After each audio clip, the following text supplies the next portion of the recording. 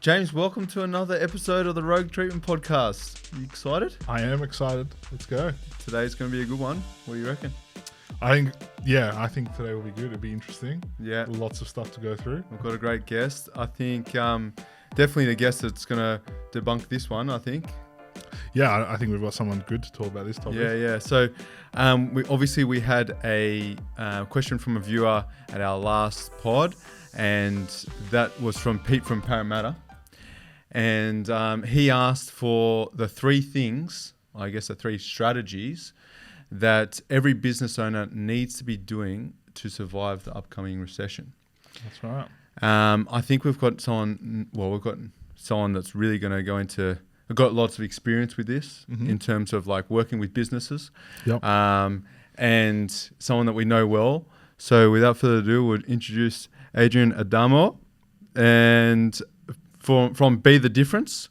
And, you come with a wealth of experience and you work with business owners. So looking forward to going through these three things with you. Looking forward to going rogue. Let's go rogue. Lads. No, that's something I think we're interested in going deeper into. Obviously, we've got, a lot to talk about. And, maybe even we can start off with whether or not we think there is a coming recession and whether or not, there's a lot of chat about that. A lot of people say there is, a lot of people say there isn't.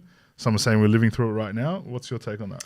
Yeah, I think that a couple of things. I think it would be ignorant to assume that nothing's going on, but I also feel that feeding the fear is probably not going to help us as either individuals or as business owners or as family leaders. I do think that there is definitely a contraction, but what's causing what? Like we see a lot of media that says we're, very high in debt and people aren't spending. And so then we are, I talk about this often, unfortunately, 90% of humanity, we have a herd mentality, which is the majority. There's only 1% of humanity that are the pioneers, the thought leaders. They're the ones that, bought a Tesla before there was even a battery charger. They're the ones that bought a ticket to Virgin Galactic to get to the moon before they even built the rocket. The other 9%, they're the go-getters. They're still in the room, but maybe, second to respond. And then 90% of that is herd mentality. We're a herd animal. So if that is what the majority are hearing, and it's like, well, James isn't spending, H isn't spending, everybody's feeling the pinch, increased cost of living, conservative, if that's what they're doing, maybe that's what I should do. And then it just feeds itself. Now, I'm not saying let's be ignorant, but I think the question is, which came first? Yeah. Right? And there was always, I remember hearing this, it was from a Queen's Counsel about 12 years ago. It was a client of mine. And the topic is unrelated to this, but he said these words that struck me and stayed with me. He said, never pick a fight with someone who buys their ink by the barrel, right? Yeah. Which, translates as the media, like they control the narrative. Yeah. And so if that's, and I'm not a conspiracy theorist, I'm a little bit, but You and me both. Yeah. But I'm probably more the conservative one, but yeah. I don't know that they're really theories anymore. They're more actuals. That have eventuated, but maybe another topic. Mate, we could go on for a whole podcast on that.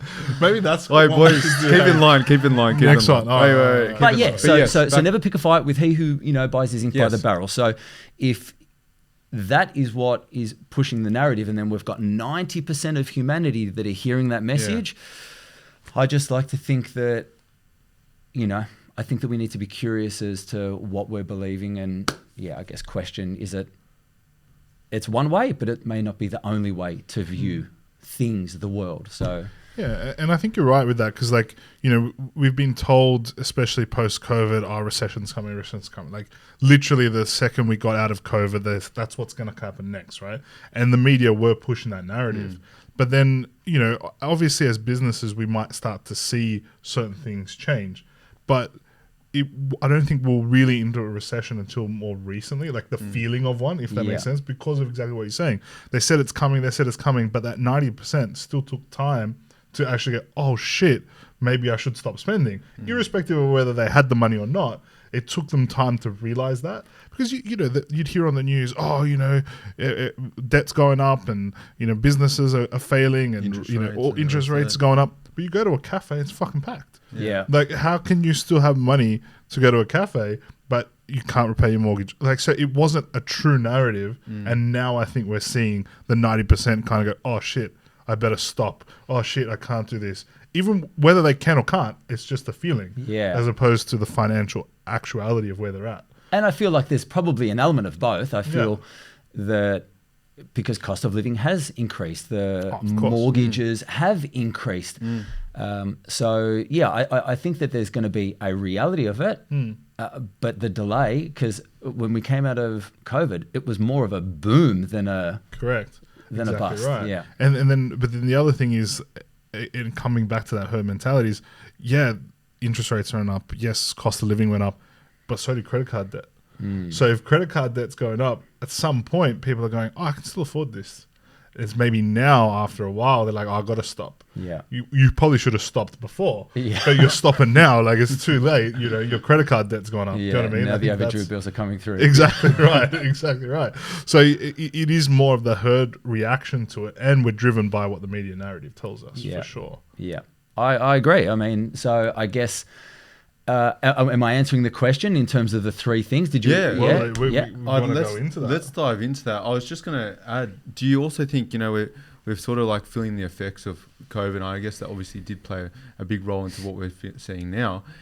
Do you think it sort of changed the cultural, the society and culture, where we're sort of like a little bit more entitled now as well? Like where they were getting the handouts, and maybe and now they have to, then they had to go back to work, and it was like, okay, now you actually don't have to go back to work, you can stay at home and work, and this sort of started to like fester, and then now no one's actually, work, wanting to work. Wanting to work and having that same work ethic and putting money back into the economy. I mean, that's a multifaceted question. I think that it did the one thing that I think was really good out of it is that it changed the norm of way things otherwise traditionally had to be done. We all had to get up in the morning and put on our work uniforms, travel, battle the traffic, and go and sit at a desk. And then all of a sudden, this flexi time and this change of location, work from home, came in, and so it sort of proved that, again, the way we were doing it is one way, but it's not the only way. So I think that was a really beautiful silver lining that allowed a little bit of flexibility. And I love in one of your previous podcasts, the whole work-life balance thing. I'm loading up here, man. I'm loading up here. And the word that you were looking for when you were saying, I don't think that work-life balance exists, but it's harmony. A balance, like or a blend. A blend, sorry. Yeah, blend was your word. And I think harmony's good. I like that. Because I feel like at any point in time, we've got certain things that need our focus. Yeah. Work and life are both of them, but what's required from you as an individual at that point in time may be different. Right now, it might be a heavy work focus, but then there may be a death in the family or relationships issues, or, kids getting bullied at school or something. And so your home life needs a bit more attention. It's not that we turn anything off or on. It's what needs a little bit more of me. And that's where true. I feel like the harmony, because the actual mathematics, I love that. You're right. It doesn't work. Which is why it always feels impossible, because it is. and with that, obviously you work with all different types of businesses, right? Yep. And what have you kind of noticed? What are the operators of the business saying when it comes to this, kind of hybrid work lifestyle? Like, I agree with you. Like, COVID has shone a light on the fact that we didn't have to do things like that forever, and we do have technology that can, alter the way we work. But what have you found in terms of the way operators, because if you go to the staff will say, I have to work from home 3 days a week, right? Or whatever they come up with, right? Yeah. But I know a lot of operators that are really struggling with that. Productivity was probably fine during COVID. There's plenty of stats that have come out that show productivity didn't drop during COVID, but post-COVID has significantly dropped. Have you found that with the businesses that you've worked with? Yeah, I think that having not a mandatory, but having a system where there is that standard that each employee has to come into a base for that sense of community. And I think that that's probably the one thing that everybody enjoyed, that I can work from home and I've got that flexibility and time, and I'm getting all this time back because I'm not in traffic and all the rest of it. But what they actually felt that they were lacking was the banter, the camaraderie, competitiveness that comes, which ultimately makes it becomes a part of the fabric and what breeds productivity and efficiency. So I think so long as there is still that connection to the business, the vision, then it can still be successful. But I also think that going back to what you were saying, are people entitled? There's probably always going to be an element to that, but that existed pre, post, forever. I feel that there is, what's the word I was looking for? Tenacity, resilience, that, really was a major influence from a lot of people, that, mental health was at an all-time low. And so now that people are sort of coming out and they've got to fight, because again, it was a bit more of a feast outside of COVID. And so there was a lot of people that were really doing it pretty easy. And I think that it's always good to look great and feel like you're king of the world when things are going well. And what I've personally realized over the last, I'll say 6, but probably longer than that, that it's getting harder, and we have to hunt a little bit more, both as individuals and as businesses. And I feel like that's what's the word I'm looking for? Like that's a skill that has almost been bred out, and that's probably the hardest thing that a lot of the operators and the business owners are struggling to find, are people that are driven and can overcome that adversity and the challenge, that it's not coming easy. And it's almost that, well, what are you going to do about it? Well, it's true, because if you've got an employee that's in their early 20s that, maybe started in the workforce, even if it's just a year or two prior to COVID, right? They've literally gone through a very prosperous period. Before COVID, the economy was doing great. There was lots of jobs around.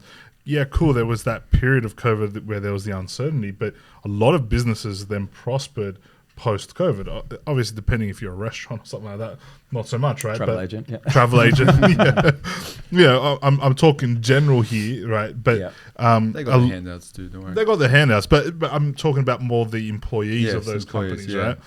A lot of businesses were super prosperous during the COVID period. So if you're in your early 20s, you haven't seen what it's like to do the tough like times. The economy was great before, COVID was prosperous, it was booming after, and then now we're in that period where you have to start fighting for it. And I think that's where that entitlement comes, like, no, I didn't have to do that before, I don't want to do that now. But to be honest, I mean, I work with some teams very diverse in their age, and it's an assumption that someone who's been through it before, guys, girls in their 30s, 40s or above, boomers or Gen X's, that they're just going to automatically remember what it was like to hunt. There's a lot. That's true too. And I again, if they say, use it or lose it, right? And for a lot of people, during that 2.5 to 3 year period of this boom, they weren't training on process. They were at the all-you-can-eat buffet, right? And it was just 100%. All good. And all of a sudden, it's like, hey, I hate to use the word expectations, but it's like the teams that held their standards, that this is how we roll, whether it's we're going through the good times, or again, it's that whole saying, this too shall pass. And I said it as a coach, and, some people thought it was, just me trying to profiteer out of it. But, there were teams that were, again, beating their chest, we're a legend. And it's like, I'm like, all good, but your processes are falling to the wayside. Your, follow-up, your team's discipline, even the leadership approach to, performance management is fallen to the wayside. This too shall pass, guys. Like right now, you're a legend. Your bottom line looks awesome. Your market share's phenomenal. Your profitability, it's all the good things, tick, tick, tick, tick. Yeah. How much of it is it that you're driving it? And I don't try to take a stab at it, but it's like the best teams train, right? If you want to bring in the sport, a pillar to this, is a premiership team going, all good. Yeah. See you on Saturday? Or are they like, all right, bang. Sunday, we're reviewing tape. Monday, we're preparing strategy. Tuesday, we're training this. It's the best teams train. And I feel like there is such a parallel that is obvious to transfer into the business space, but it's not like we're legends, we're killing it, profit is saying so. We'll deal with a problem if it comes. It's like, well, how about we just train for consistency, which is my biggest thing, and maintenance, longevity, right? Do you see that some businesses then, like during COVID, where maybe they were getting some more help with government handouts, I mentioned that before, but like just so they actually were doing well in some respects, ticking a lot of boxes, then they didn't really have it sort of gave them a sense of like false hope in a way. They didn't really have the training in place or the systems and processes in place, and they maybe grew, and then now it's like, shit, actually we can't operate at that level because we haven't got the foundations in systems and processes and structure, infrastructure in place. But we were, I guess, blinded because we had the extra help from the government at that time. And now like, it's like, shit, how do we then catch up? And I'm sure that's where you've come in to help, many of your clients. But have you seen that? Yeah, I mean, you guys would probably be able to see it in more the service-based business, but certainly a lot of the teams that I work with, they are some service-based, but predominantly product sales-based. I mean, there's been all manner of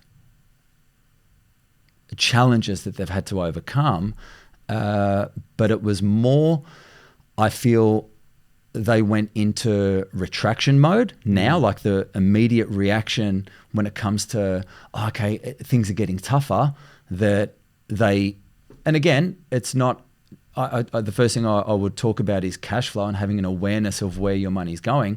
But the first thing that they do is normally draw the purse strings and stop spending on the number one thing the number one thing that's they'll start people cutting out marketing. They start cutting out operations that helps the survival of business, as opposed to how do I get those people busier? Why don't I spend more money on marketing? Why don't I make sure that we're still getting the number of clients through? And obviously, like, there's different ways that a business contracts, and not every business is going to be able to weather a storm. But that is, I think, the biggest thing. You went back to training. Right. During COVID, when teams weren't training, they were beating their chest thinking that it was good, right? Instead of going, cool, what do we do in a year's time if things aren't like this?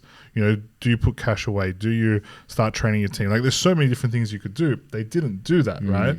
But then the worst thing you can do in this particular moment when things get hard is retract. Correct. This is when you should double down. Yeah. And if you had done it right, you should double down with what you saved back then or what you put in the bank back then, but you can't now because you were too busy, maybe on a holiday or whatever the fuck you spent your money on, right? So that's the third other level. Yeah. So I agree with that as well. Obviously, you've got these 3 points that you want to dive into. You already touched on a couple of them, but I'm really interested to hear this. So I guess the first one, the accountant in me says cash flow, just because we don't want to be foolish, you know. And I will say this, I can't tell you how many times, that awareness gives you choices. And there are so many aspects and ways that I will use that statement, from whether it be, our own self-talk, our self-belief, the habits that we do, but certainly, from business perspective, let's just talk about finances. Awareness gives you choices. If you know where your cash flow is going, you can start to make strategic decisions. But then for me, when the question was asked, what are the 3 things that a business owner needs to do? I was like, well, how am I going to answer this? Like, I'm not. I may have studied accounting, but I'm not the right guy on the pod. No, we got the wrong guy. Nah. Wait, 1 second. Are you Adrian? No. But the strategy, right? Like, I'm not an economist. Shut your mouth. You are the man. Oh, you know, I can weather your storm. He's cheating you up. He's cheating you up, but he didn't take the bait. I know. He's like, nah, I'll leave that. Save that for 555. Just for the cameras, Adrian, do you want to just stand up and show everyone your shorts? He's wearing jeans. I'm joking. I said you should be pleased that I'm actually wearing pants. Yeah. At the 555 Club, him and his mate Steve. Have you ever met this Steve? They rock up in the shortest of shorts. My God. Although, to be fair, if I had legs like that, I'd be showing them off too. Oh, fair enough. Although Steve's a fluoro. Fluoro? Adrian doesn't go fluoro. Nah, I don't go fluoro. Yeah. Premium life. Fluoro. That's a problem. Something out of Mykonos, I think. Okay, fair enough. Jeez. Sorry. So digress. You diverted, sorry. But yes. Go on. Yeah. 3 things. Yeah. So then, for me, it was more the people approach, right? So I spoke about, there's only two ways to make more money, and that's either see more people or convert at a higher rate. So that's where, for me, if you're seeing less people, you need to train the people that are your direct connection with your customer. And whether that be a sales or service-based business, they are the face, right? And we always say the production comes from the people. I mean, head of operations, head of the business, there's only so much that you can do. We employ our teams, right, to ultimately be the production, get the work done. So if we're not investing in them to make them ensure that they are operating at their best, not the best, just at their best, then I think that that's an obvious focal point, right? To focus on the people that are the direct connection to your customer. So, and whether it be enhancing their skills and ability, or their customer service, or processes are in place for rebook, additional value-added items, whatever the case in the business requires. Scope is, business scope, then we've got to be training on process. You can't just, I remember one of my mentors said, don't expect what you don't inspect. Because there's so much, I know that H is taking care of this. I know that James is taking care of this, but when was the last time I checked in with that? And again, the bigger the team, the more that, not that you need to be in their pockets, but we've got other things that we need to be doing. But we need to make sure that our processes, our standards, not expectations. Expectations is a negative thing, right? If I'm trying to perform to someone's expectations, it comes from a negative place. But if I have standards that this is how we roll, and then I have a group of people that all buy in that this is our standard. Well, now I don't have to be there. James can hold H to this standard, and H can hold, Billy to this is our standard. This is the way we roll, right? So it becomes a bit more of a culture of shared accountability. But it starts with clarity. It starts with awareness. Awareness gives us choices. Then, build some clarity so everyone knows exactly what we're doing. And then we train on a regular basis. Not the same thing where it becomes boring, mundane, and then this new normal just quickly becomes that post-it note that we don't even read anymore. We've got to keep it diverse. So, yeah. You've gone to obviously two massive points there, right? Like obviously cash flow and training, right? Could we go back to the cash flow side of things? So, obviously in the times that we are in currently, like cash flow is what's going to keep your business going, right? Yep. Two things I want to make comment on there. Like, first off, right, obviously you have an accounting background, right? So that's where the cash flow things come from. I did an accounting degree. Okay. I did an accounting degree because when I was in year 10, just like most of us, and you get asked that question, what do you want to do when you grow up? Yeah. What did I know how to do? I knew how to hang out on an oval, talk shit with the boys, and try and pick up girls. So all of changed, huh? Oh, sorry, not the girls class. So then, when it was time to I was good academically, but the reason I got into accounting is because my uncle the week before his wedding had a BMW, got wedding nerves, and upgraded his BMW for another BMW. So I thought, that's pretty cool. I'm going to be an accountant. So I did my accounting degree, but it wasn't. There's a reason that I'm not an accountant. No, of course, 100%. But anyway, but obviously having that. Go back to talking shit again. Cool, easy. No, but like obviously having that accounting background, cash flow is where that comes from. Your knowledge of the importance of that, right? Yeah. But one of the things that I always find that businesses do, and this is super important, right, is they rely on their accountant to give them that information, right? And that's the biggest problem. For me, if you're relying on your accountant to tell you that you've got cash flow, you're already fucked, because by the time the accountant gives you that information, it's 3 or 4 months too fucking late. And that's probably the biggest problem, right? Yeah, I completely agree. I mean, my wife is also a business coach. She works with female creatives, and it's no different from so many service-based businesses where their business is their passion, right? So their passion is the thing that they do, whether it be hands-on physio or whether it be they're designers or whatever. That's their passion. But the business acumen, the actual it's not there. It's not their interest. And it's almost a head in the sand approach that if I just keep doing the thing that I love and I keep selling it or making, I'm sure it'll take care of it.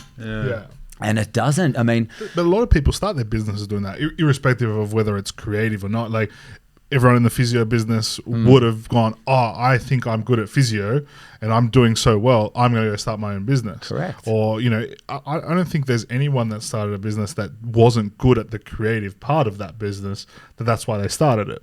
But then the successful businesses then realize, like I can't just keep doing the creative side or the hands-on side. I have to grow the business if I want to gain something out of it. Longevity. Correct. Yeah, if I actually want to build this into a business where I can actually draw a wage and an income and sustain, and perhaps the other goals that I have in my work life. Because the security was in your job. Otherwise, you're better off if you wanted that security that you think a business is going to give you. You're better off staying in a job than going there and not knowing how to run a business. I think that's where the confusion is, right? Correct. Is you go start this business because you're good at it, but don't realize that it's a business that you need to start, not just do the thing. Yeah, and that's right. So I agree that it should start from the passion of your interest. Yeah, absolutely. But if you don't then pivot and go, well, the foundations of what, and I'm talking more about what my wife coaches on more specifically, but the foundations of business. So your cash flow, she's going to get upset with me if I don't nail this. You don't remember this? Yeah. No, but it's your cash flow, your branding, and then your own leadership style. So like you may be good at the thing, but these are the other pillars that you need to be really solidified on, so that you can, again, it's a foundation for a reason, because then you can build up from there. So 100%. Yeah, I mean, she's created a doc. I'm going to give a little plug, right? But it's In Flow to Grow, right? Which is, if you want to have that awareness of where your business and cash flow is, don't be ignorant to, not understanding, okay, what's going in, what's going out, see it. And then the amount of aha moments that, she's witnessed and that I've witnessed when going through it of, okay, I had no idea that this was actually my net position. A lot of people don't realize it's probably negative.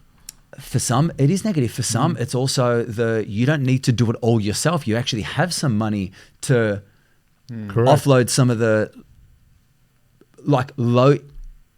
lower priority stuff that you don't need to be in the weeds doing, and you can actually focus your time and attention on the stuff that's actually going to be more income generating. So 100%. There's some nuggets of gold there. So with your first point, or the first thing, or what, I think, so that being obviously investing into your team and making sure the training is up to date and all that.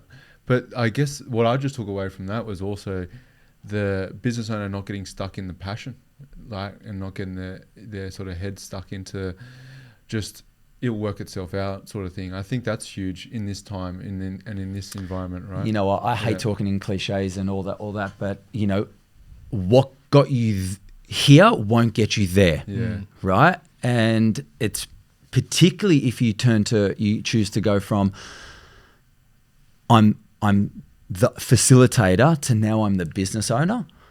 or whether you're the employee who grows in the team and now is the manager or leader, what got you from where you were to where you are isn't the same skills and the same foundations or the same execution that's going to get you, well, either keep you there or get you to where you want to go next. And that's where, we've got to continue to evolve in ourselves, which is, paramount. Otherwise it's 100% boring. I agree with that. And especially like obviously in a physio business, right?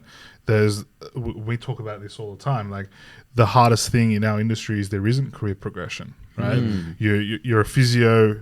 Yeah, cool. Depending on the type of business, you might be a clinic manager or something like that, but then there really isn't anywhere else to go. And I think there should be a lot of service-based kind of roles in the industry. Is that once you want to progress your career, that you need to obviously evolve and know that, okay, well, I'm a really good physio, but now I want to manage people. Cool. You don't manage people by being a better physio. You manage people and you become a manager by then understanding what it takes to then show other people what you do, what works, show other people how to keep them accountable, right? Which is pretty much what you're saying. But I think in service-based industries, we get stuck that we don't understand that. And it also depends on the business, right? But then, if you then want to be a clinical manager and then be an operations manager like H has been, there's another set of skills to do that. But unless you're in a big, massive business, maybe something that's, if it's a service-based business, maybe that has multiple locations or is a big national brand, you're not going to get that. And then they don't know that when they go to start their own business either, which then gets caught up in the whole, I just got to bunker down and be better physio. Right now, if you're struggling, you don't need to be a better physio. You need to be better at cash flow, training, bringing people on. That's what's going to get you out of this, not just seeing more clients. Yeah, you got to remain curious. Yeah, I like that. Yeah, you got to remain curious. I remember, I wasn't until my mid-20s before I put my big boy pants on, where I actually decided that I put them on that early. I did, yeah. Harry still hasn't put his on yet, and he's 30. Plenty of time. But it's when that did you whole... put yours on, mate? Mate, they were on a long time ago. He was born in them. Yeah, right. But, because it changes the way you think about things. So I was in the automotive industry and I was in sales, and I can say that I was pretty good in sales, but it wasn't until I sort of made that decision that I don't want this, first of all, I don't want this to just be a job. I want this to be a career. So immediately that sort of changed the way I looked at things and my behaviors. And then I also sort of progressed that I don't want to just be the best salesperson, but where can I elevate myself to in my career? And then became that sort of reconciliation of, well, what are the things that I'm good at and where's the gap, between me and where I want to go, or more specifically, who I want to be, right? Okay. So for me, I digress a little bit. I got hooked up on this whole know your why. You got to know your why. If you know your why, your purpose, well, then your energy and, you're living with passion and all the rest of it. And I struggled because I was just insanely committed to trying to find this why. I read every book on purpose and why and holistic approach to it. And then it wasn't until I sort of shifted and went from, okay, well, I don't really know what my why was back then, but who do I want to become? And when I changed from the who, and it's, well, who am I now and what's my potential? Well, then that sort of became my roadmap. And all of a sudden, it's like, okay, well, I know I'm really great in sales and, I'm an open communicator, but what would I need if I'm going to become the leader? Well, I probably need more interdepartmental skills. I need to understand how to build winning cultures, not just in myself, but with others. I probably need to understand be better at networking, So I started to invest my time in, behavioral science, neuro-linguistic programming, understanding, people, right? So you talk about, a physio wanting to, if I'm going to make more money, I need to get better at being a better physio. For me, I would often in the interview process be talking to, like in the car industry, why do you want to get into the car industry? And if someone answered, because I love cars, well, I'd say, okay, that's great, but cars don't buy cars. Yeah. People buy cars. So if you really want to be good at this, you want to understand people. And so having a passion for your thing, the product that you're selling is great, but it's usually people that are at the end of that product or service, and knowing them and how to influence, not what's the yucky word? Oh my God, I can't think of the word. You're looking at us. Oh no, You're the one saying it. Yeah. So persuasion, maybe, or yeah, more like. Yeah, but so I want to be able to influence people. Yeah, I don't want to, the word's going to come back to me. It'll be after this podcast. Anyway, I would much rather understand that and how to work with people, right? Yeah. And I think that there's two performance gaps that we all face. One is the difference between what we know versus what we do. Because once upon a time, we used to say that if only I knew more, I could do more, I could be this. Well, hello, Internet, hey Siri, hey Google, we've got plenty of avenues. There's no shortage of information, right? The gap is application. Yeah, that's big. But just tying in the application part of it, I think the application part of it literally comes down from what you said earlier, was people always ask themselves their why, and people don't realize that the why is the when you know your why, that gives you an answer to make a decision now, right? But the who is who you want to become down the future, right? So the reason that people don't apply things is because they don't understand the who. I don't think if you ask majority of people who do you want to become, what does that vision look like, they won't be able to tell you. Well, I can tell you, I asked that question. I can't tell you thousands of times. Yeah. And I'm going to ask you guys, okay? If you think back, pick whatever age is most prominent for you in your mind. But as a young boy, what did you want to be when you grow up? I had no fucking idea. Give me an answer. 10, 15, David 8? Beckham. So you wanted to be a soccer player? Absolutely. Okay. So what do you want to be when you grow up? Okay. We're still really going down this? No. But that was almost like a fantasy dream, really. But were you playing soccer at the time? So it was something that you were trying to actualize? I guess so. Yeah. But really, realistically, it was never actually going to happen. But He no. has 2 left feet. There was no It's probably playing the wrong game. Tough love, still love. No, but I agree. So you're saying like What's the answer? the answer for me? Yeah. What did you want to be when you grew up? What did I want to be when I grow up? Look, I think at the time that I left school, like it was a big decision. Do I go down physio or do I do business? And I went down the physio path. Let's go back 10 years before that. 10 years old. Little James.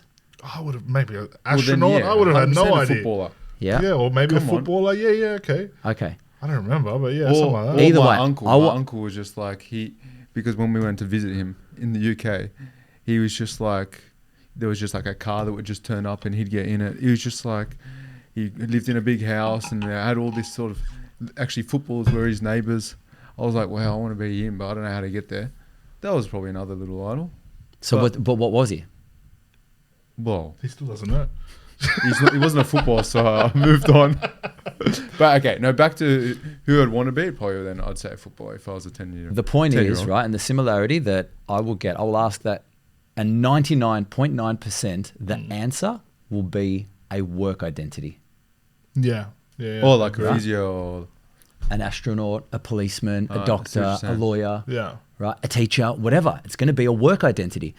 So a lot of us end up getting this insane clarity on who we may want to be when, as a young human, young boy, young girl, and then what changes, right? It was unrealistic, right?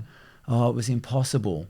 So what changed? Our imagination, right? The number one thing that gets bred out of most humans during their high school years, sometimes some even earlier than that, is their imagination, which aka is hope, right? And so if you don't believe something's possible, it won't happen. Yeah, whether you think right. you can, you think you can't, you're right. So, I feel like that stems from a lot of our upbringing, siblings, friends, teachers. Yeah, agreed. Right? And that becomes our belief systems, right? And people say, like, you can't become a professional soccer player. Oh, yes, I can. You can't become, you can't. Oh, and then we don't. right? And then all of a sudden, we've got these limitations that are put on us, which is why I feel like a lot of people don't have work-life harmony, is because a lot of people, again, when they think, oh, who am I going to be when I grow up? It's always work. Yeah. No one's ever saying, what sort of father do you want to be? What sort of brother do you want to be? What sort of husband do you want to be? And so we don't have that same sort of clarity. That's so true. Yeah. Right? I read a book, 7 Habits of Highly Effective People. Yeah, I've read that. Okay. Very good book. Genuinely, it was the book that was my catalyst for putting the big boy pants on. Okay. I read it when I was about 26, 27 years old. And it's the second habit, which is begin with the end in mind. Mm-hmm. You just said it. A lot of people answer the why, and that's more of immediate. But if they had the clarity of their who, then all of a sudden... Yeah, right? you start looking into the future. And what is it? It becomes a North Star for decision making, right? And then sometimes we can insert some of that delayed gratification, because now I'm not going to ask myself, what do I want right now? Of course I want the chocolate cake. Of course I want the, keep scrolling. I want to rest. I want to relax. Of course I want that. But what does the 80-year-old version of me want? What are they going to say? Yeah, exactly right. And imagine I actually had a vision of who that person is. If anyone's ever had an interaction with an elderly person at a hospital, there's always that feeling when you walk down the stairs and you're walking out and you're like, oh my God, fuck, it's, their life is at an end. And, normally that old person is going to say something along the lines of, oh, when I was your age, I wish I, and it's like, I wish I, well, right now you're X age, you're 22, you're 35, you're 43, whatever the number is. Don't wait till you're 75, 85. Like, what can you do right now? And I think that's the hard part, right? Is liquid gold, man. That is fucking liquid gold. This guy has been prepping for weeks. It's my time to shine. But he only wrote 1-page notes. Yeah, for weeks. I think you know what? I think it was just the spotlights when he came in. Oh, is that what it is? Something. No, unreal. So the idea didn't switch on. The spotlight switched on. That's yeah. Big boy pants were on today. Flourishing, yeah. But no, I think that's like really important information, right? Because like I think when you're going through whatever your life decision is, a lot of people do think about the who. Sorry, not the job that they want to have or the status that they want to have, right? I think maybe that intertwines as well, the job and the status, and you don't actually understand what that's going to look like for you at that point in time. And then they get caught up in how to achieve that, which maybe doesn't mean anything to them. But that's, sorry. Yeah, no, well, I mean, yeah. But what are they getting caught up on? Whose definition of success? Yeah. Well, exactly, because they don't know that, right? But even it's not even societies though. It's something that they've maybe seen or something that they've heard. The uncle, yeah. My uncle. Which was the status. Which was the status. Which was the status. Yeah. Which isn't bad to have, but you don't necessarily know what it is that got them there, if that makes sense. Like the amount of times that I've had conversations with people that talk about, you do this or you do that, or you've said this or you said that, but you don't know what's gone on behind that. You don't know what's happened to get to that point, or you don't know what it takes to get to that point. The work that they did to get to that point. Exactly right. And I think that's the hard part. If you're still focused on, well, I want this, and then the question always is why, and then they get attached to the why. I want to be this. Okay, why? I want to do this. Why? There's no. And how many people can actually answer it? No one. Have you heard of I think it's an exercise, I guess. I do it with clients, but have you heard it's called the 7 Depths of Why? No. Yeah, I've done this before. This guy pumps out the why questions in the interview. No, 100%. But you got to understand, right? I feel like an idiot asking why. Do you think he asks that? Right? Why? Because it made me feel so small 8 years ago. And I was like, bro, just forget it. Just give me the job. No. I think it's made me always think about, like, in terms of, as the operations manager, in terms of systems and process, like why are we doing that? Why are we doing this? Like, what's the importance that's of a great question training? For curiosity, right? Yeah. I like to say that part of any good process is assessing your process, right? So asking the question why. Because the way we've done it may have worked for the first 10 years, but maybe that's not what works now. I mean, I see it with people that have been in their job or industry for 15, 20 years. And I've been doing this for 15 years. All good. Do you have 15 years of experience, or do you have 1 year of experience that you've repeated 15 times? right? That's a difference. Like, when was the last time you actually looked at yourself and go, why do I do this? Why do I sign this piece of paper? What actually is this part of the process even for? When was the last time you actually questioned it? So, I think that from an operational point of view, pivotal question to ask. Yeah. But I also think that, so going back to why we ask the why is to give us clarity now. You know, even the seven why questions, you ask that to understand where that person is now. That's a very different feeling or very different sentiment to go, but where do you want to be? So we do it when we're dealing with clients in an initial consultation. If you really want to understand why that person's there, you got to ask why multiple times. Maybe not 7. We're not psychologists, but at some point we need to dig deeper. It's digging deeper. And I mean, I will go into the 7 depths with a client, with teams, to press them for different reasons. But I get it. Like, if you're in a consultation base, you don't want it to be a Spanish Inquisition. Correct. But do you know the why you want to get to the 7th layer? It's the core of the problem, right? At the 7th layer. Or, well, depending on the angle that you're going. I mean, for me, my approach is always I want them to. Okay, so the 7 depths of why. The first 5 layers typically are going to be surface level, right? They're going to be. They're the ones. They're the ones that, you know, like, why do you want financial freedom? I want financial freedom because I want to be able to make choices, you know, based on what I want to do, not can I afford it. Why is that important to you? Because my parents struggled. Okay.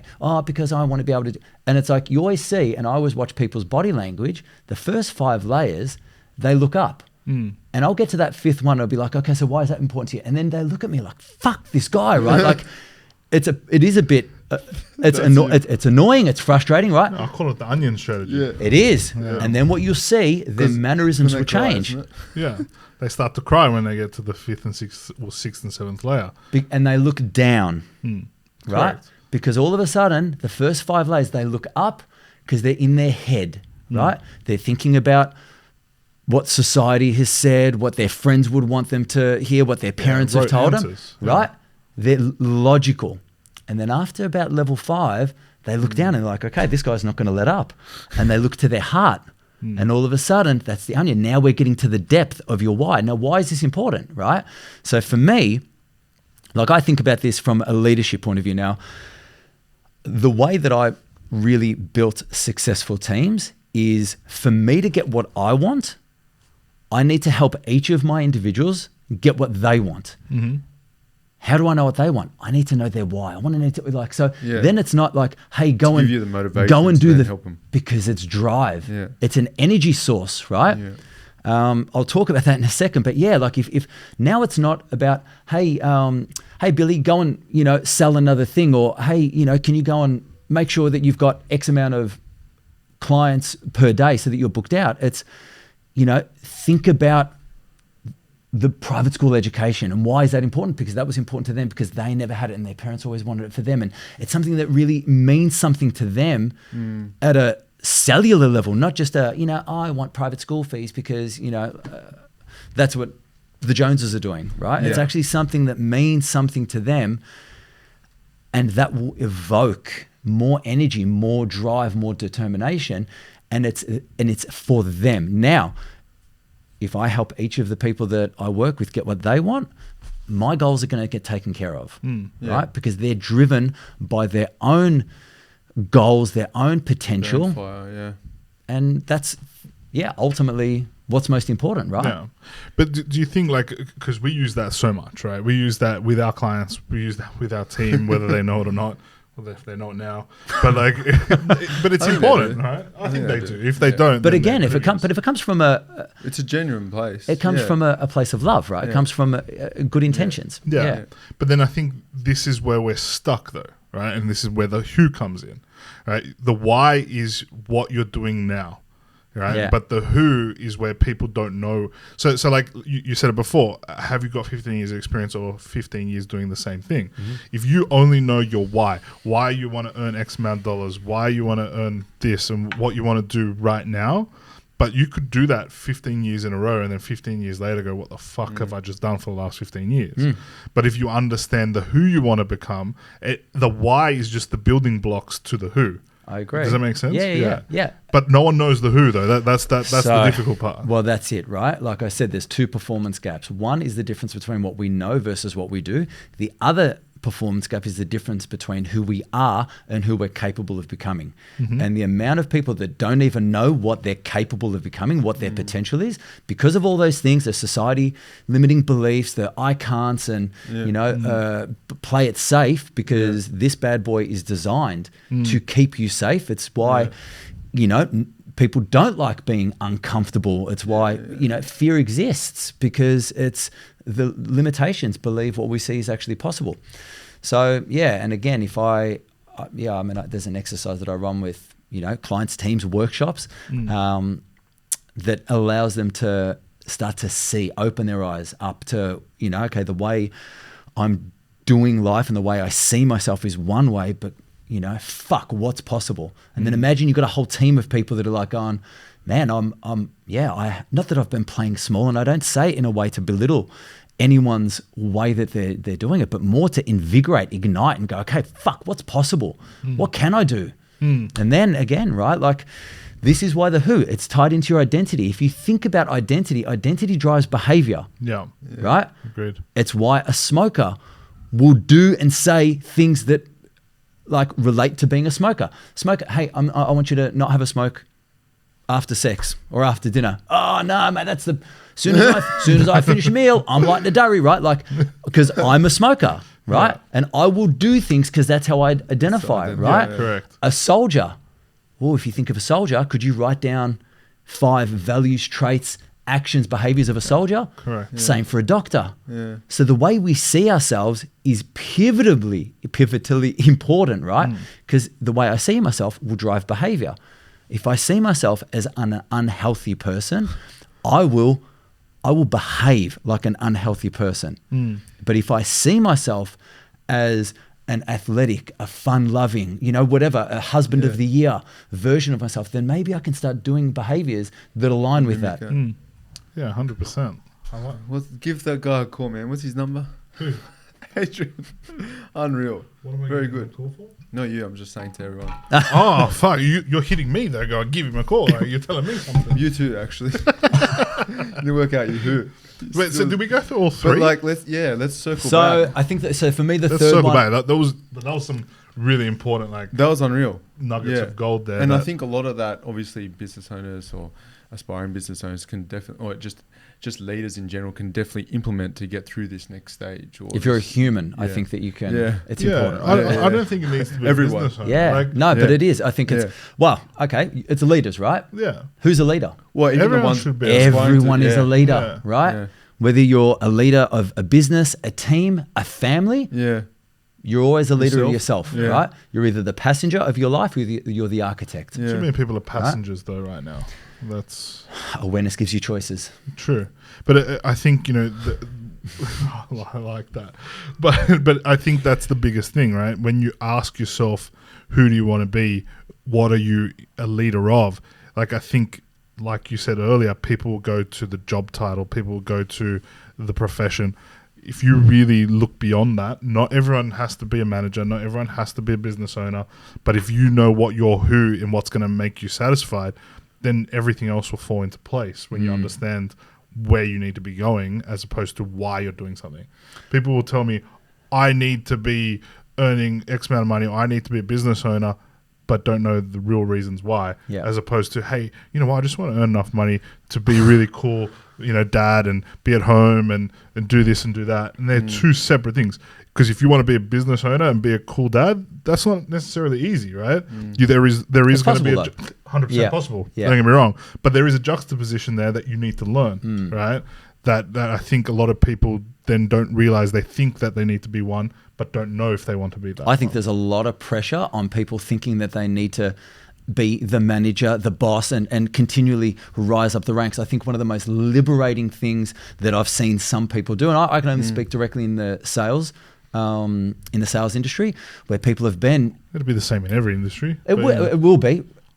people that are really accomplished salespeople for 10, 15 years, and there is that expectation or assumption that, okay, well, what are you going to do now? Are you going to become a manager? Yeah. And there are so What's the many next people step? that are plagued, right, by this ego and this like cultural and society expectation that, well, I guess you've got to continue to go up.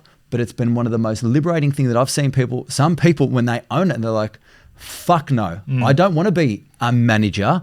I just want to be a gun salesperson. Yeah. And the Go home at freedom. 5 o'clock. Well, it's not even about that. I mean, there's still like the responsibility, but it's the freedom that they've got to release the expectations of other people thinking that because they're really good at what they do that they naturally should rise. No. They own who they are. They let go of the ego and that I have to be for other people, and the freedom and that they're living as a result of that. And as a boss, do you want everyone to be... No. But not only that, you don't want everyone to be wanting to be managers, because then just because you Who's want going to do the work? Yeah. But not only that, right? Well, 100%, exactly right. But not only that, right? You put that expectation on a team member that's really good at doing what they're doing, really good at sales, really good at physio, really good at whatever it is that your business is.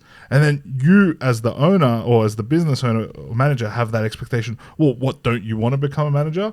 But they may not have the skill sets to become a manager. You then put them in that position. They then become really shit at that job, and you've lost someone who wasn't. You lost a good salesperson to being a manager who's now performing shit because you wanted them to be something that they probably didn't want to be. But it goes both ways. Some people don't realize that they wanted to be the manager, and now they're fucking shit at being a manager. And so maybe you should go back to just doing the sales or doing the physio. Again, I mean that comes self-assessment, reflection, vulnerability, open conversations. 100%. I think there's lots that goes around that. No, look, fuck. My head's like going 100 miles an hour after 1,000 other questions. But what I know. So the last one. So the last one was again thinking about recession. Yep. So the last note that I made was mental health, right? Your mindset. So if we think about mindset or mental health, they're very different. Get ready for some pushback here, Adrian. Oh, good. I'm happy to have robust conversations. Wait. He's gone red. He's ready. Because it's trigger word. No, I haven't. I fasted last week. So trigger word. So which one? The mindset or mental health? No. I'm agree with mindset, but I think mental health is different. Okay. So. Whichever. You asked the question. Well, I wrote both, right? So I'm transparent in what I want to talk about. Yeah. So page again. Prepped for weeks. Is only one page. So I think if you think about, even if you just say the word recession, it tends to immediately trigger negative emotions. Yep, right? Fear, restriction. All the negative ways of feeling, right? Yeah. And so if we know, all right, let's just say that we're going to go through a recession, okay? Well, what's going to bode better, right? If you've got like a poor state of mind, poor mental health, weak mindset, I'll tie the two together, right? Yep. So I think that there needs to be a much stronger focus on taking care of yourself, of your mental health. And the ways that we do that is by building a robust mindset. Are you okay with that? I'm happy for you to challenge me, sir. No, you go, and then I'll challenge after. Okay. He's ready, man. I'm trying to read the notes here. No, go. Sorry. Okay, so I mean, if you think again, remembering that we're all leaders. Now, whether you're a leader of your family, blah, blah, blah, we're all leaders at the end of the day of ourselves. What's going to put you in a better state of mind, right? So we're facing stormy weather. Yeah. Okay. If you're making decisions out of fear, out of weakness, and out of, like a lack mindset, and you're, what's going to put you in a better frame of mind for weathering the storm and making better decisions? That, or coming from a place where you have got, and hope is not a strategy, but if you are building your resilience robustness, being able to work through adversity and understand that, this too shall pass. But this too shall pass. But I said it sort of earlier, if you're in a poor state of mind, you're thinking negative, you're thinking lack, what conditions your boat going to be at the end of that storm, right? And so, I really have a philosophy of we've got to take care of ourselves so that we can take care of everything else. And whether that be our businesses, our teams, our family, or ourselves, we've got to have, and I'll say the word self-care because I'm not afraid to, cop the flack. But if your energy and your state of mind is at a 3, a 5, well, everything that you do can only be executed at that same level, right? So we've got to be selfish to be selfless, right? So you're a business owner, you've got X amount of people that are responsible to you. You're a parent, and you've got your family that you're responsible for. If you're not taking care of yourself, how can you take care of them?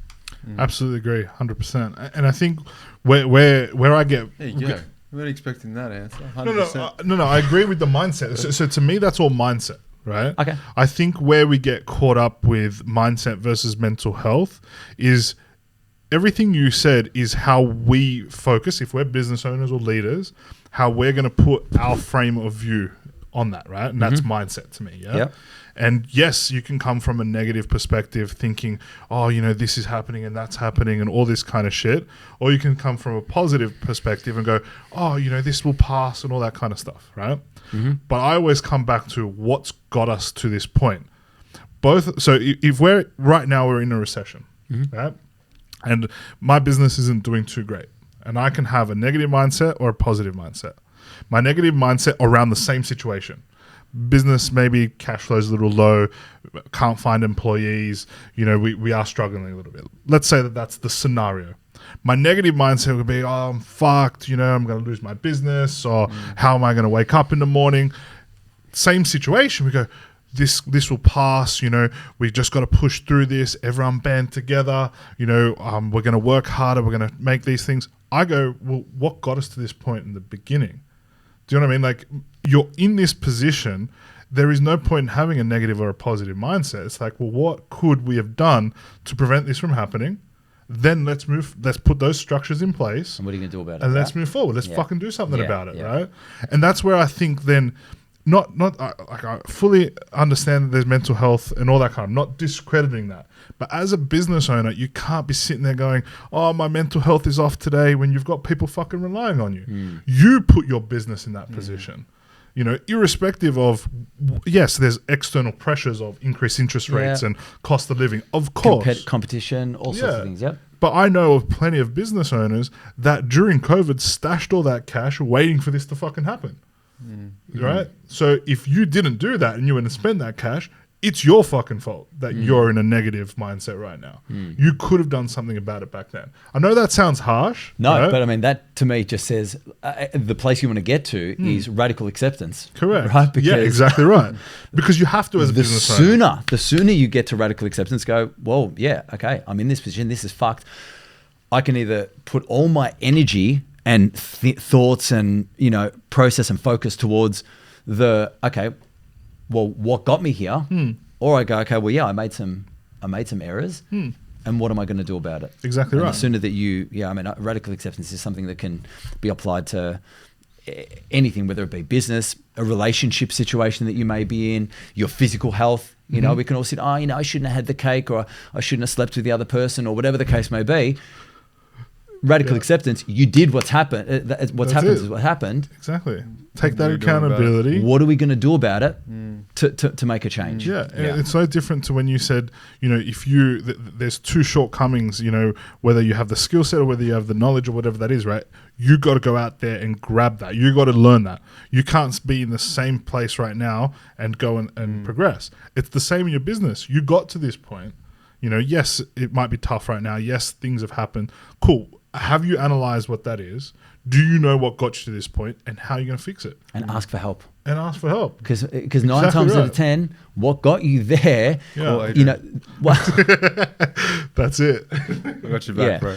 But the answer to your problem is in the work you don't want to do. Yeah, right? Exactly right. And maybe you don't want to do that work because there's fear, there's judgment. I'm not good at it. Yeah. And so there's that vulnerability, right? Like ask for help. 100%. You know, that you don't need to be the best at everything. Steve Jobs, you know, like employ the best. Exactly. In their he field. surrounded himself with people that were fucking better than him. Yeah. And he just knew how to drive the shit out of them. Correct. Rightly or wrongly, you know. He knew how to drive the shit out of them. There's another one. Yeah. But at the same time, right, and that's why then I get frustrated with the mental health side of things, right? Yeah. Because I think, you know, if you're in that negative mindset, right, you only have yourself to blame. Yes, you can spiral into negative mental health, and I'm not saying that can't happen. I'm not putting shit on anyone that goes down that path, but you're kind of going down that mental health path because you haven't taken responsibility of where you're at. It's interesting. I think like my big takeaway from this point, I guess, is that you got to work out where you're directing your focus, and if you're directing your focus on all the negative aspects that are coming your way, then that's all you're going to focus on. That's really difficult to then overcome and make good decisions. So we're sort of saying you got to direct focus to what's led you to this point, and then what can get you to the next point. But I guess also just to swing it back, you're sort of saying that you have to be in the right place to actually make those calls yourself as well, right? So you have to invest in yourself to make sure that you are focusing on the right things and you're not just focusing on the negative things. But even if you're not, like, even if you got to that point and you haven't focused on it in the past, that's okay. Like, shit happens. Yeah. But then that's what I need to do right now to dig myself out of this. Right. Yeah. Yeah. Yeah. I think that's, look, boys, we could talk about this for How long have we been on for? forever. I don't know. How long are we going for, Simo? 1 hour and 6 minutes. Oh, okay. Not Give bad. the boys a microphone. Yeah. Simon says we're going for 1 hour and 6 minutes. Let's just review those 3 points just quickly, if you wouldn't. The boring mind. cash flow. Yes. But sorry, just on that, I Sorry. don't think that's boring. And the only reason I say that is All right, because accountant. Well, everyone knows that the accountants are boring. That's why I said it. No, not boring. And can I just also add to that? Like, I've had a lot of different business coaches and mentors and things like that. This is the first time I stopped using Australian business coaches for this exact reason, right? Australian business coaches didn't like talking about finances. Oh, wow. You're the first one that I've spoken to that has, right? And I thought that was fucking stupid, because majority of people's business problems, and the reason why you go to seek a coach, is not because you need more marketing, is because you don't know where your fucking money is going. Yeah. So I think that is a super important point. Yeah. That the number one thing that majority of people that need mentorship and coaching in their business is because they don't know where their money is gone. Not because they need more marketing. Yeah. Yeah. So, You're going to run ads after this? cash flow, what's that? You're going to run ads? We'll get some good content out of this for ads. Yes. 100%. Do I get a cut? No. I reckon. I'll give you a discount code. Yeah.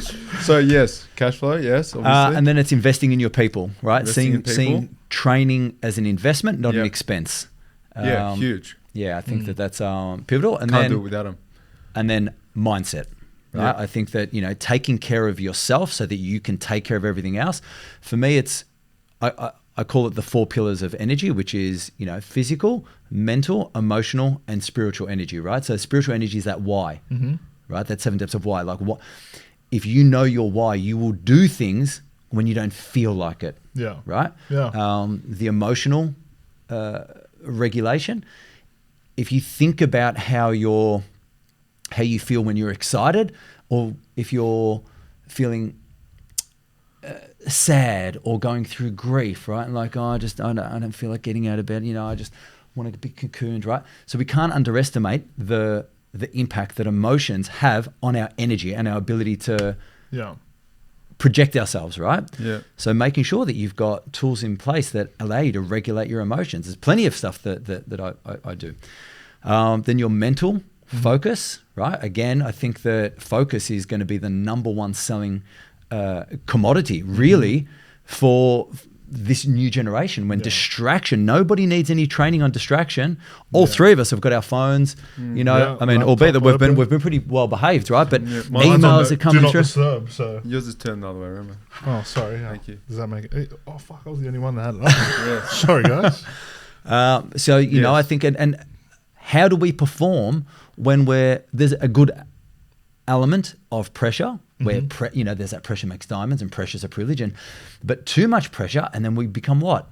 Overwhelmed, anxiety, and then we become stagnant, procrastinate.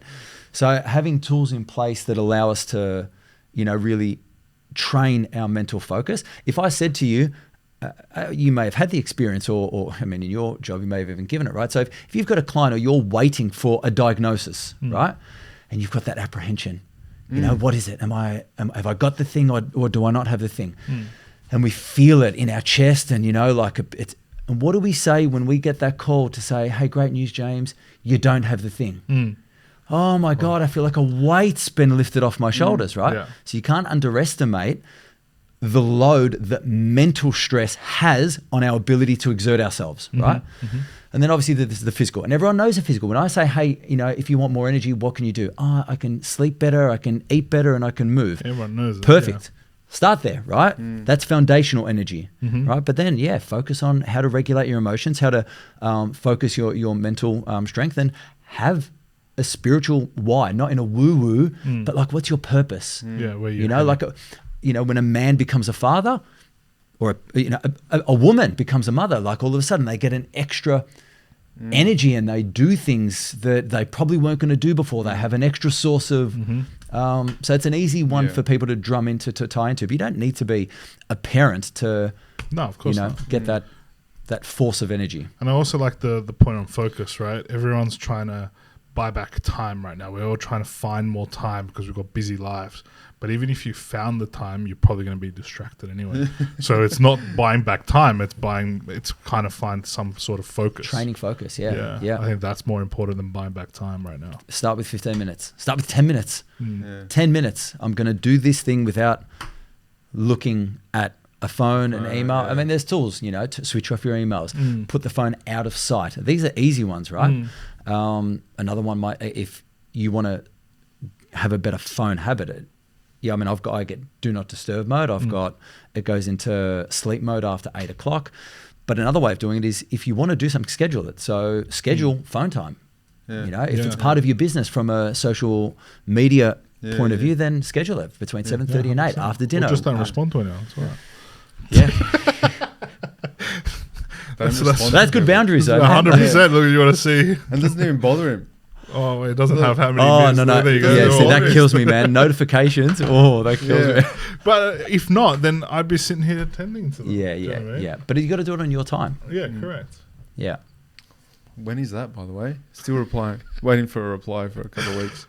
Anyway, before we finish up, there and there was another coach that we had on the pod not long ago that I think you know well. Mr. Liam McKenzie. My coach. Yes. Yeah. So, obviously I know a bit of your journey and I know that you've been working with him and a bit of a trail athlete yourself. Now, yeah. No, I say that because I wasn't. Tell us a little bit about that journey. And if you wouldn't mind, I think there was a little story in your last big race, the UTA. And okay, which part of that story do you I'd love to hear it. No, not I've got a UTI. Yeah. Almost did. Come on, please. I've thrown him right under the bus here. All right. He's gone red. He's got a great story. So, okay, first of all, I only got into running 2019. I was always sort of like a gym fit guy because I was a skinny kid that always wanted to be big, blah, blah, blah. Anyway, did a Spartan race because Spartan, pretty fucking cool, you know? Yeah. And who's better, Steve or you? You guys used to fight. Yeah, I think it's magnificent. I mean, to be honest, so I met him. Yes, correct. I met him at the start at a start line. Yeah, we were the only two wogs on the start line. Yeah. We looked similar, and we were like, hey. And then we in that same race, we actually raced each other to the finish line. On that day, he beat me by 2 seconds. Wow. And we've been going head to head ever since. But I thought he loved only that did one. the Spartan race because he thought it had something to do with being Greek. And then he realized, oh, fuck, I got to do. I think he was a better fisherman, to be fair. But enough about Steve. Back to you. Yeah. So anyway, so I got into Spartan and because for me it was always I wanted to challenge myself to see what would happen,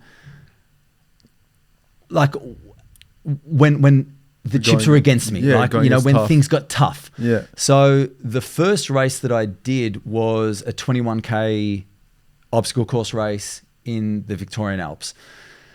And so the short version, what I experienced, I didn't get into the depths of hell, but what I did, I became addicted to that feeling. And what I realized was my weakness was the running. If I want to get good at this Spartan thing, I need to get better at the running.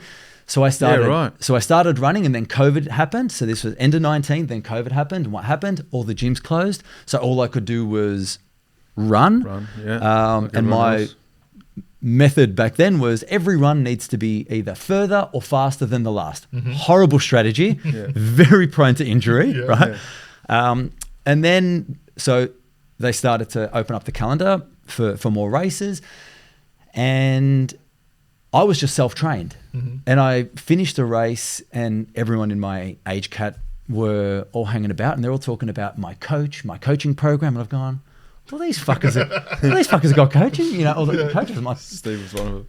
So I'm like, yeah, Steve was. He didn't have Liam at that point, but I was like, okay, well, if I'm going to get a coach, who would I get? And then I'm like, well, Liam was the best in Spartan racing at that time, and he had a coaching program. So yeah, reached out to Liam, and to be honest, I've been training with him for 3.5, almost 4 years now.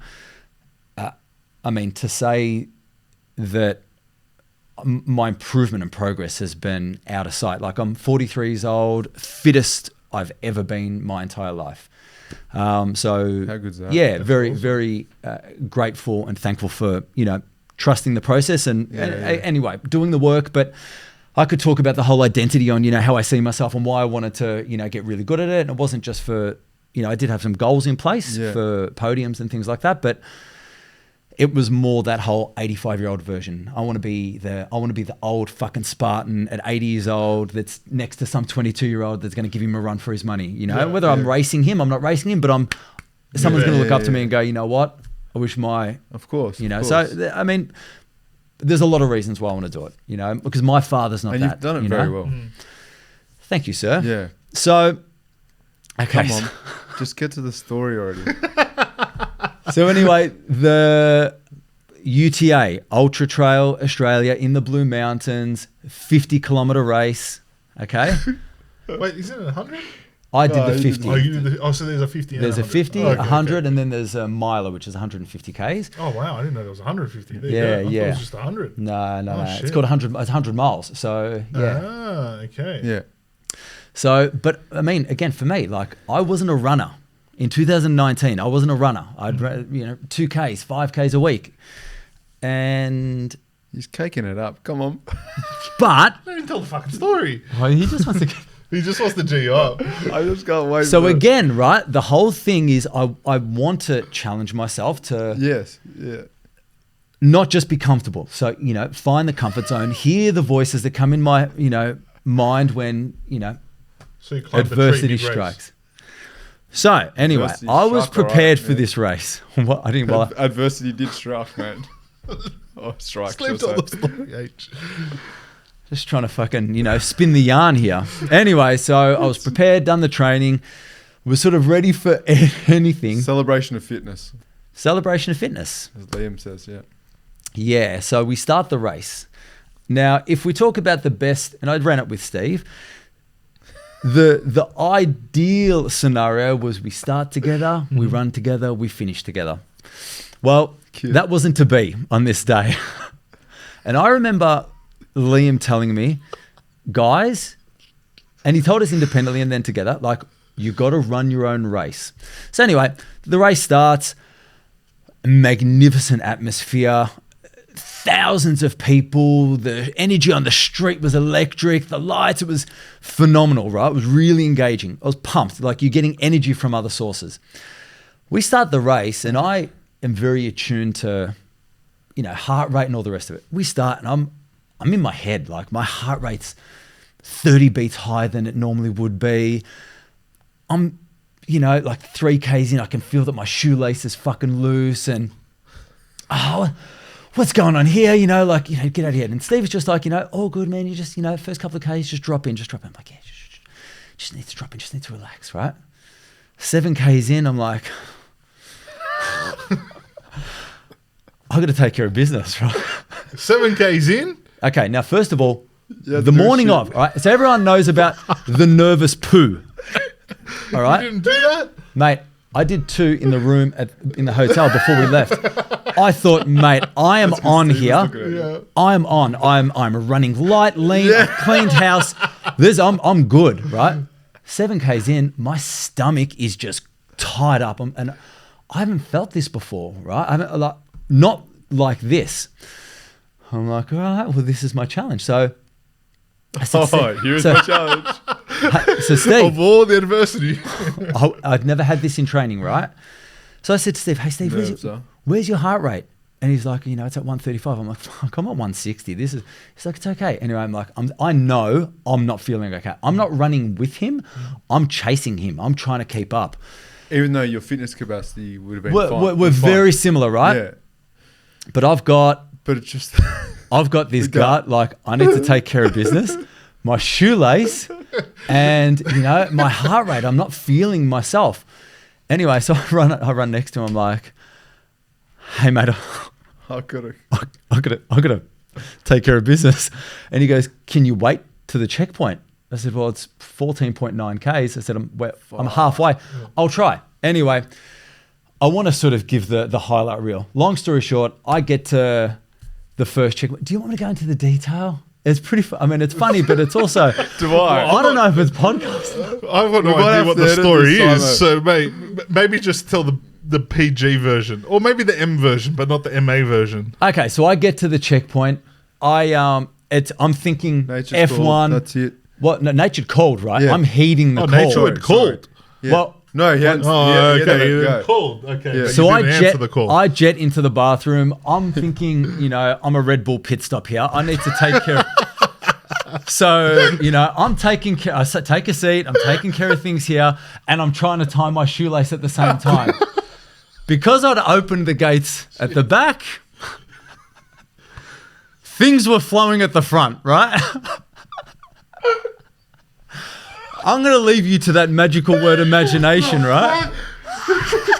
So I'm tying my shoelace and I'm like, what the fuck is that on my calf? I'm pissing all over myself, right? Anyway, it was to say that I was overwhelmed with, intake, like, anyway. Stimulus, yeah. I look down, I'm like, fuck, I can't deal with this. Sorry, guys. Anyway, so I jet. All right. Steve's waiting for me, and he's like, fuck, man, we've been overtaken. Anyway, so I let him go. Long story short, yeah, I had gut health issues for that entire race. So you stopped the race? No, man. You kept going? I kept going, right? Fuck. In the face of adversity. So that was one of 3 pit stops that I had to take. Like, you had another 2 after that? Mate, on the side. Yeah. Holy So shit. I had that. Yeah, it was holy, right? I was fucking praying. Let me tell you. Isn't that wild, though? Yeah. So, but I'd never had it, and I was before. thinking to myself that it was my gels, and so then I'm doing my head, and I'm going like, if I can't, because I'm thinking every time I have a gel, it triggers my gut health, and I need to go to the bathroom. So therefore, I need to not have the gels. What's going to be my nutrition, blah, blah, blah. So I'm taking salt tabs because I'm trying to avoid, cramping and all the rest of it. All of this is going through my head. And it wasn't until I got to about kilometer 33 that I took a salt tab and then I vomited, right? Like I literally foamed up and convulsed. Never had that feeling during a race before in my life. And that was when I put it together. It wasn't that it wasn't my gels that were causing it. It was that I'd over-sodiumed. Yeah. So then I'm like, okay, well, cool. No sodium. Started gels and then, finished the race. Oh, yeah. Fuck. But had an Achilles issue, had gut health issue, tied my shoelaces, pissed all over myself. Shit. Had an arsehole like a Japanese flag and it was fucking... And we make for a good story, mate. You know. The best story ever. That is a very good. So when's your next one? So I mean, this is. Oh, he's going again. No, Okay. to be honest, I actually don't have.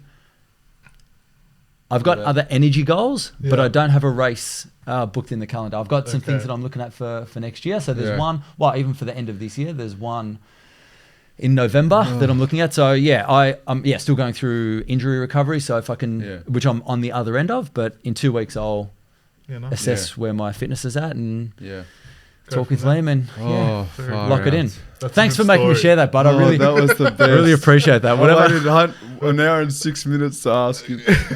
Whatever credibility I've built in the first hour and 6, I've just acknowledged that in the last mate. You've gained it. You got to keep it real. That's it. Exactly right. Well, one more thing for you. You got time? No. Oh, fuck.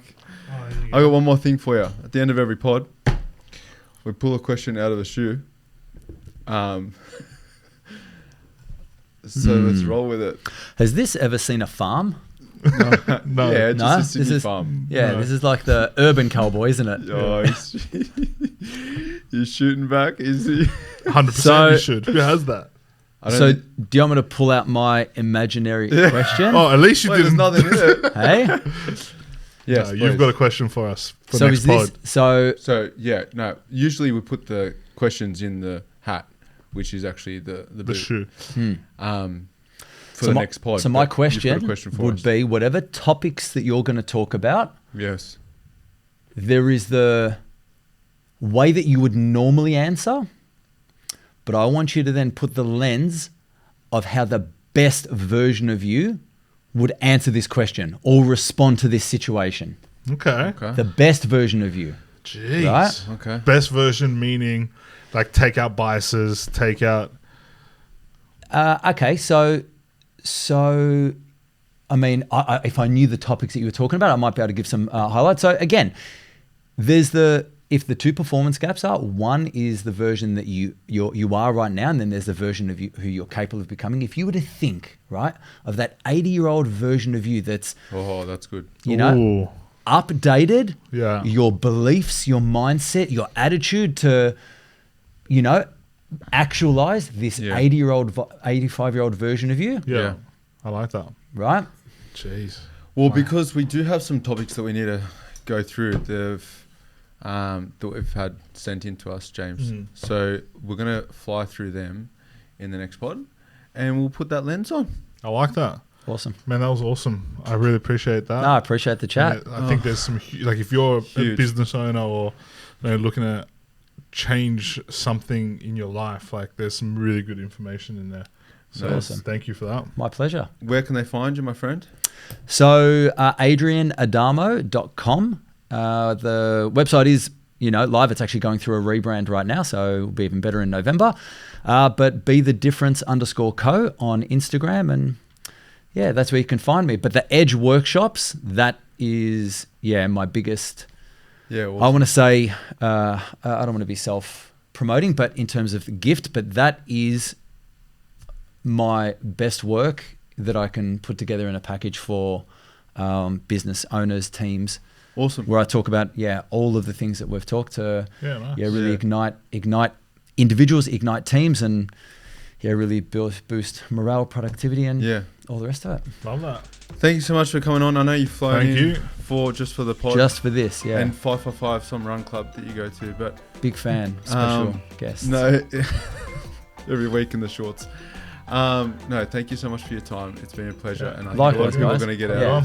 Thanks so much. Thanks, man. Appreciate it. Thanks, lads. All right. Thanks, guys. Thanks, guys.